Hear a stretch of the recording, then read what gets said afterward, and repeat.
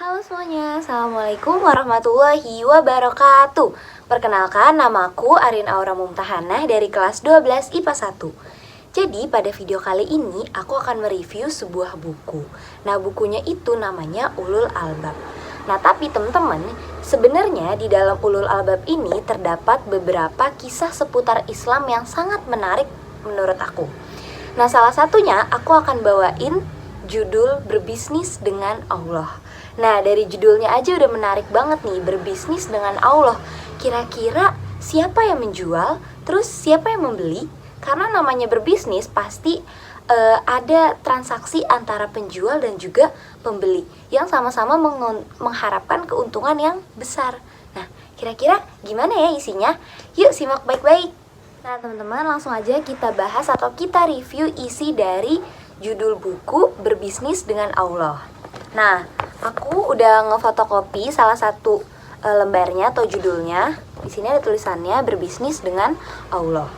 Nah, jadi latar belakangnya itu kenapa sih kita itu membahas ini? Jadi latar belakangnya itu sebenarnya ada di surat At-Taubah ayat 11. Isinya itu sesungguhnya Allah telah membeli dari orang-orang mukmin diri dan harta mereka dengan memberikan syurga untuk mereka. Nah, sebenarnya dari sini tuh udah kita ketahuin kalau misalnya berarti Allah itu membeli dari orang-orang mukmin. Orang-orang mukmin itu seperti yang kita ketahui berarti orang-orang yang beriman kepada Allah, yang seluruh tenaganya atau seluruh jasanya, waktu dan juga semua yang ia punya itu hanya untuk Allah. Nah, Allah itu mau membeli yang bisa dibilang itu tuh barang gitu dari orang-orang mukmin yang seperti itu dengan memberikan syurga untuk mereka. Jadi orang-orang mukmin, barang siapa yang mau menjual harta, terus dirinya dia, jasa, waktu dan juga tenaganya hanya untuk Allah, untuk berjuang di jalan Allah, maka Allah akan membeli apa yang mereka jual itu. Dengan cara apa Allah membelinya? Dengan cara memberikan imbalan yang sangat luar biasa, yaitu syurga. Nah, teman-teman, ada salah satu pernyataan yang akhirnya muncul jadi pertanyaan nih. Kenapa sih Allah itu menyuruh langsung umat manusia itu untuk bertransaksi jual beli atau berbisnis dengannya? Udah gitu imbalannya itu sangat amat besar, yaitu syurga. Nah, sebenarnya Allah ini memahami sifat manusia yang selalu ingin mendapatkan keuntungan yang besar. Makanya Allah kasih imbalan syurga, tapi dengan syarat, apabila kamu menyembah aku, kamu taat sama aku akan kasih kamu sebuah imbalan karena kamu telah melakukan hal yang baik untukku, yaitu syurga. Nah, seperti yang kita ketahui, kalau misalnya syurga itu adalah tempat di mana semua umat manusia tuh pasti pengen masuk sana.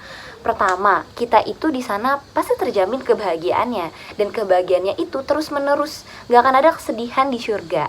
Terus apapun yang kita mau pasti akan ada di syurga. Makanya Allah memberikan imbalan syurga supaya manusia itu mau dan tertarik dengan tawaran yang Allah berikan. Apalagi pada saat ayat ini turun, itu sebenarnya kan turunnya di Arab. Nah, Arab ini menjadi pusat perdagangan pada saat itu. Makanya pasti masyarakat Arab itu sangat tertarik ketika Allah menurunkan ayat ini. Gitu, teman-teman. Oke, teman-teman, sebenarnya dari kisah atau dari judul ini, Allah itu sebenarnya kayak bilang gitu ke manusia, kalau kamu mau menyerahkan seluruh hidupmu untukku, pasti aku akan membalasnya. Jadi Allah tuh gak pernah menyia-nyiakan atau gak pernah bohong gitu sama manusia. Kalau misalnya kalian emang benar-benar mau menyembah aku, pasti dikasih sama Allah. Apa sih yang enggak? Asal kamu gak melanggar hukum-hukumnya, kamu tidak berbuat jahat, tidak berbuat maksiat, terus kamu bertaubat, kamu memuji Allah, kamu menuntut ilmu dengan benar, Allah pasti akan membalas itu semua. Apalagi kalau itu tuh benar-benar dilakuinnya tuh tulus lillahi ta'ala karena Allah. Nah, dari buku ini aku tuh belajar kalau misalnya ternyata Allah itu sesayang itu sama manusia. Karena ternyata kita tuh dikasih imbalan yang sangat amat besar dan sangat amat menguntungkan, yaitu syurga. Siapa sih yang gak pengen masuk syurga? Sekali lagi, kayak surga itu benar-benar tempat peristirahatan terakhir kita, tempat peristirahatan yang menjadi impian semua manusia.